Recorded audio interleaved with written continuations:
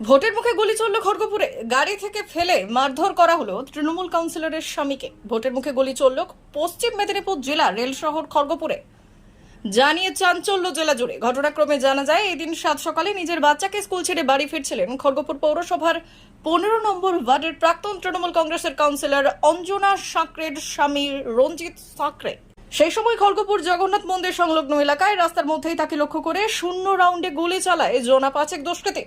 এরপর তাকে বাইক থেকে নামিয়ে বেধড়ক মারধর করা হয়। তাকে ফেলে রড, হকি স্টিক দিয়ে তার উপরে 5 জন দুষ্কৃতীরা হামলা চালিয়েছে বলে অভিযোগ। ইতিমধ্যেই আহত অবস্থায় তাকে খড়গপুর মহকুমা হাসপাতালে নিয়ে আসা হয়েছে চিকিৎসার জন্য। তবে কারা এই হামলা চালালো তা নিয়ে তদন্ত শুরু করেছে খড়গপুর টাউন থানার পুলিশ। অন্যদিকে নির্বাচনের মুখে এই ধরনের হামলা রীতিমতো আতঙ্ক ছড়িয়েছে গোটা এলাকা জুড়ে। ঘটনাটি ঘটেছে পশ্চিম মেদিনীপুরের খড়গপুর জগন্নাথ মন্দিরের ঠিক সামনে। যদিও এই নিয়ে কটাক্ষ করেছে বিজেপি। আজকে ল অ্যান্ড অর্ডার সিচুয়েশন কোন দিকে যাচ্ছে? আজকে খড়গপুরে সকালবেলাতে এক্স কাউন্সিলর, টিএমসির কাউন্সিলরের হাজবেন্ডকে ব্যাট দিয়ে মেরে পা খোড়া করে দেওয়া হয়েছে, আকাশে বন্দুক চালানো হয়েছে। কি করছেন আপনাদের এখানকার এসপি মহাশয়?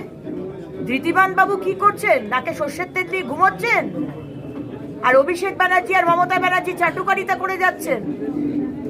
আমাদের খড়গপুরের আইসি কি করছে? রাজীব পাল জানতেন না? তার কাছে আইবি রিপোর্ট ছিল না?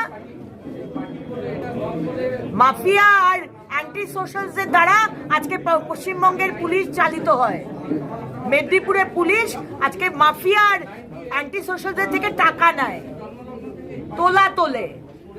আমি টিএমসির ক্যাডাররা তো টিএমসিরই ক্যাডার, কিন্তু এই পুলিশরা হচ্ছে ভারতবর্ষের যে সম্মানের যে ইউনিফর্ম সেটা পরে আজকে টিএমসির তাবেদারি করে। এদের থেকে লজ্জার আর কিছু হতে পারে না। D news, Kharagpur.